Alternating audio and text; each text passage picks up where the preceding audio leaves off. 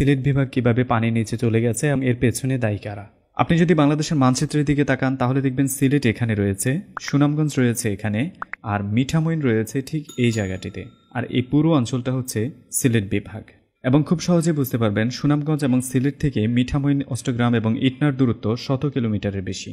হাওরের উপর তৈরি করা যে রাস্তাটা নিয়ে এত বেশি কথা হচ্ছে সেই রাস্তাটি হচ্ছে কিশোরগঞ্জ জেলার ইটনা, মিঠামইন এবং অষ্টগ্রাম উপজেলার একটি লাইফলাইন। এর মধ্যে মিঠামইন হচ্ছে আমাদের মাননীয় রাষ্ট্রপতির জন্মস্থান। 3টি উপজেলার বিশাল এই এরিয়াটাতে আগে কোনো ভালো রাস্তা ছিল না এবং বর্ষার সময় তো একদমই না। 2016 থেকে 2020 সালের মধ্যে 874 কোটি টাকা ব্যয়ে বিশাল এই রাস্তাটি সম্পন্ন করা হয় এবং এটির দৈর্ঘ্য হচ্ছে 47 কিলোমিটার। আপনি যদি গুগল ম্যাপের দিকে তাকান তাহলে দেখবেন রাস্তাটি ঠিক এভাবে আছে, ইটনা থেকে মিঠামইন হয়ে অষ্টগ্রাম পর্যন্ত এসেছে। উল্লেখ্য 47 কিলোমিটার দীর্ঘ এই পাকা সড়কটির পাশাপাশি 35 কিলোমিটার সাবমার্সিবল সড়কও রয়েছে এবং এই বিশাল সড়কটিতে রয়েছে 22টি পাকা সেতু, 104টি কালভার্ট। সেতু এবং কালভার্টগুলো মিলে যে পরিমাণ পানি অপসারণের রাস্তা তৈরি করেছে সেটা রাফলি 3 থেকে 4 কিলোমিটার পর্যন্ত হতে পারে। তার মানে বাকি দীর্ঘ এই পথটা এখন আর সমানভাবে পানি অপসারণের জন্য উন্মুক্ত নয়। বিশাল এই এরিয়াটাকে যদি আরেকটু ভালোভাবে লক্ষ্য করেন তাহলে দেখবেন এর দুপাশে 2টি নদী রয়েছে। এপাশের নদীটির নাম হচ্ছে ধনু নদী, যেটি মূলত সিলেটের সুরমা নদী, আর অপর পাশে যে নদীটি রয়েছে সেটি হচ্ছে কালিনী নদী, যেটি মূলত সিলেট থেকে আসা কুশিয়ারা নদী।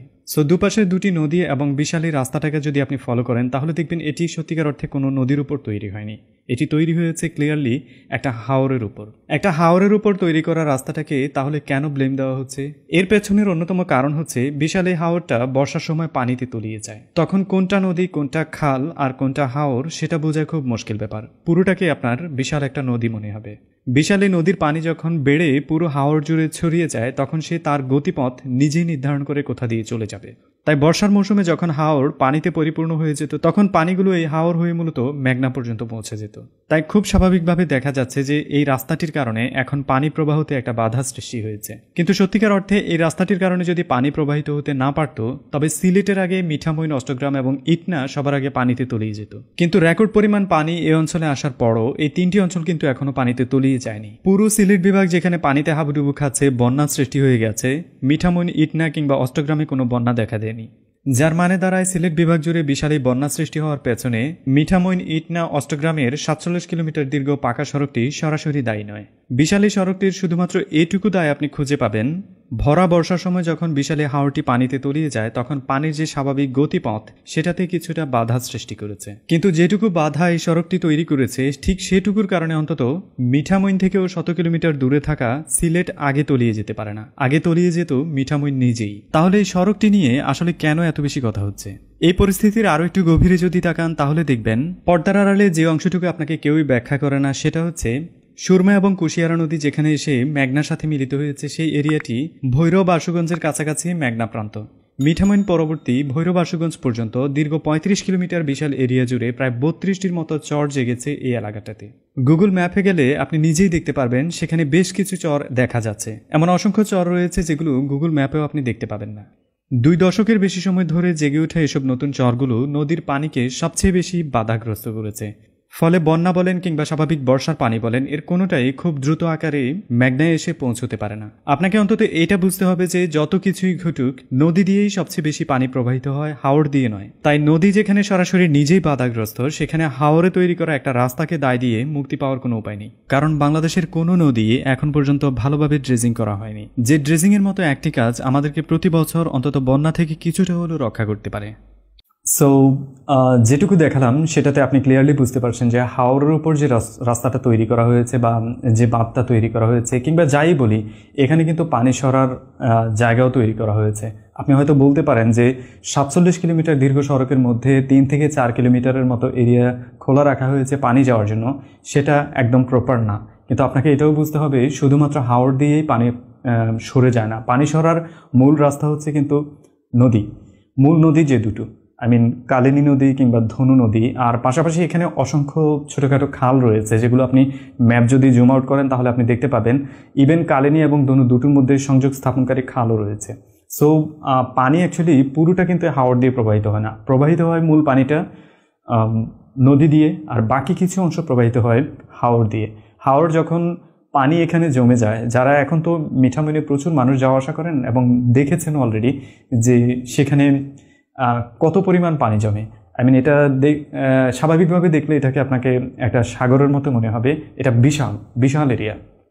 সো আমার দৃষ্টিতে শুধু এই সড়কটা বন্যার জন্য কোনোভাবেই দায়ী নয়, এবং যদি দায়ী হতো তাহলে মিঠামইন, ইটনা এবং অষ্টগ্রাম সবার আগে এত পরিমাণ পানিতে তলিয়ে যেত যে আপনি এখানে এই অঞ্চলগুলো কিছু খুঁজে পেতেন না। কারণ 100 কিলোমিটার দূরে পানিটা জমার আগে এখানে আগে জমতো এবং এখানে বন্যা পরিস্থিতি তৈরি হতো আগে, দেন হচ্ছে সিলেট বা অষ্টগ্রাম অথবা অন্যান্য যে জায়গাগুলো আমরা বলি সবগুলো এরিয়া। সো সড়কটা সরাসরিভাবে দায়ী নয়। আর আপনি আরেকটা জিনিস দেখতে পেয়েছেন যে আমি দেখিয়েছি, ওখানে যদি আপনি ম্যাপটা একটু ক্লিয়ারলি দেখেন তাহলে আপনি নিজেও খুঁজে পাবেন এখানে বেশ কিছু চর জমেছে, এবং এই চরগুলো কিন্তু আজকে একদিন দুদিনই জমেনি বা জেগে উঠেনি।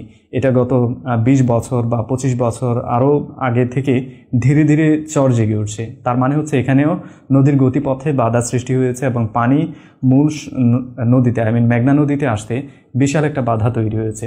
সেটার কারণে এখানে আজকের এই কঠিন পরিস্থিতিটা হয়তো তৈরি হতে পারে। আর সবচেয়ে বড় কারণ, যেটা সবচেয়ে বেশি ব্লেম যাদেরকে দেওয়া যেতে পারে বা যে কারণে তৈরি হতে পারে, সেটা সিলেট বিভাগ নিজেই। এখানে যতগুলো নদী রয়েছে সিলেটে, আমি আমার সিলেট নিয়ে করা ডকুমেন্টারি ভিডিওতে দেখিয়েছিলাম যে সেখানে প্রায় 35টা উল্লেখযোগ্য নদী ছিল, এবং ছোটোখাটো খাল যেগুলো আছে সেগুলো তো আছেই। সো বেশিরভাগ অংশে এখন ডিসঅ্যাপিয়ার্ড, এবং এতগুলো নদী খাল কোনো কিছুই ঠিকভাবে নেই।